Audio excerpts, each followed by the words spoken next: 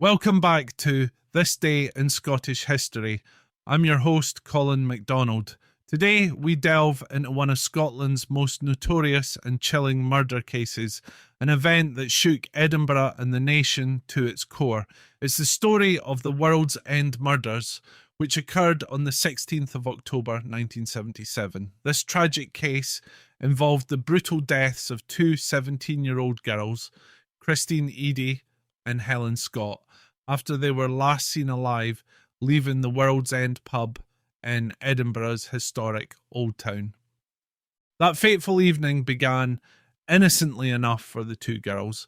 They were out for a night of fun, socializing with friends, and like many young people at the time, they ended up at the World's End pub. But little did anyone know this would be the last time Christine and Helen would be seen alive. The next morning, the bodies of both girls were found miles apart, Christine at Gosford Bay in East Lothian and Helen in a nearby cornfield. Both had been horrifically beaten, gagged, raped and strangled. Their killers left them exposed, making no effort to hide their terrible crimes. The case immediately triggered a massive police investigation, but despite the best efforts of the Lothian and Borders police, it would be decades before justice was served. Over 500 suspects were interviewed and thousands of witness statements were collected. Yet, despite these efforts, the leads ran cold and the case was scaled back in 1978. For years, the families of Christine Eadie and Helen Scott lived with the unbearable pain of knowing the killers remained at large. The case gained renewed attention in the late 1990s with the advent of DNA technology. A cold case review led to the discovery of new forensic evidence. DNA samples taken from the crime scenes provided a breakthrough. This allowed investigators to piece together clues that pointed to a known criminal, Angus Robertson Sinclair.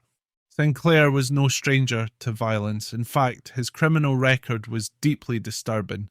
At just 16 years old in 1961, he had been convicted of the culpable homicide of an 8-year-old girl in Glasgow, a crime for which he served 6 years in prison. Following his release, Sinclair continued to commit horrific acts of violence, including the 1978 murder of Mary Gallagher, a 17-year-old girl in Glasgow, for which he was sentenced to life in 2001. In addition to these crimes, he was believed to have committed several other murders between 1977 and 1978. In 2005, Sinclair was charged with the murders of Christine Eadie and Helen Scott, after his DNA was matched to samples taken from both girls.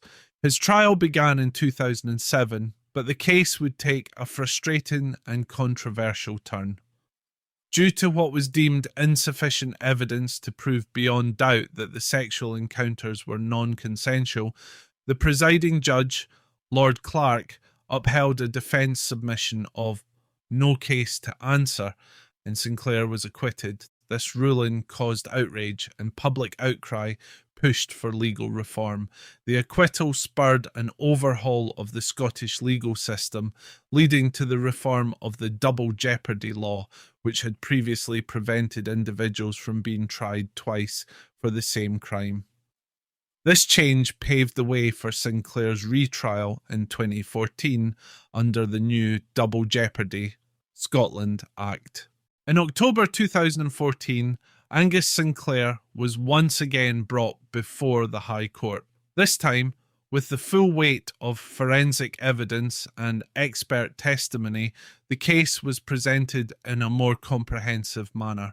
The prosecution, led by the Lord Advocate Frank Mulholland, meticulously demonstrated how Sinclair and his brother-in-law, Gordon Hamilton, now deceased, had abducted, raped and murdered the two girls.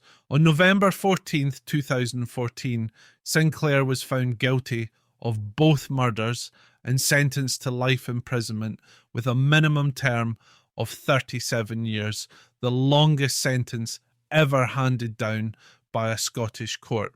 This verdict finally brought a sense of justice to the families of Christine Eadie and Helen Scott, though the shadow of the World's End murders continues to linger in Edinburgh's memory. Angus Sinclair died in prison in 2019, having spent the last years of his life behind bars for the atrocities he committed. The World's End murders were a defining moment in Scottish criminal history, not only for the brutality of the crimes, but for the legal precedents they set. It took nearly 4 decades for justice to be served, and the case remains a reminder of the tireless pursuit of truth and justice.